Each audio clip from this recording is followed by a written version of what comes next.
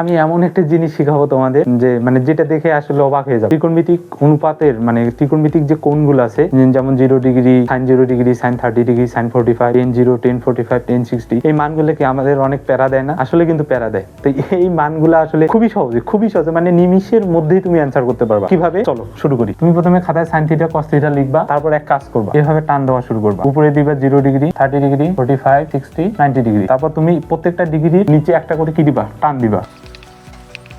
দিছি, টান দেওয়া কিন্তু শেষ। এখন আমি কি করব, এই যে প্রত্যেকটা টানের নিচে আমি 2 করে দেওয়া শুরু করব। তারপরে এখন কি করব, উপরে 0 থেকে আমি আস্তে আস্তে যাওয়া শুরু করব। কিভাবে?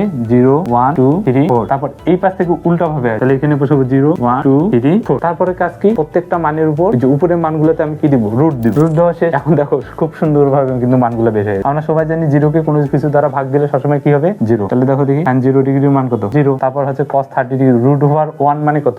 1। তাহলে একই কথা, তাহলে কি হলো? হাফ হলো। কি হলো? তাহলে একটা একটা কাটা যাবে, তাহলে উপরে থাকবে 1, নিচে থাকবে কি? 1/√2 ডিগ্রির মান তো এটাই। তারপর √4 মানে কত? 2 না? তাহলে 2 কাটা যাবে, আলটিমেট অ্যানসার কত? 1। তারপর 0 কে কোনো কিছু দ্বারা ভাগ করলে কি হবে? 0ই হবে। তারপর √1, তাহলে এটা হবে হাফ মানে রুট। তারপর এখানে সেম কাহিনী, 1 কি হবে? √2। তারপর এটা তো ঠিক থাকবে, এখানে সেম কাহিনী, √4 মানে কত? 2। তাহলে 2 কাটা যাবে, থাকবে কত? 1। দেখো কত সহজে sin থিটা এবং কি cos থিটার মানগুলা বের হয়ে গেল। আশা করি খুব ভালো লাগছে ক্লাসটা। ধন্যবাদ।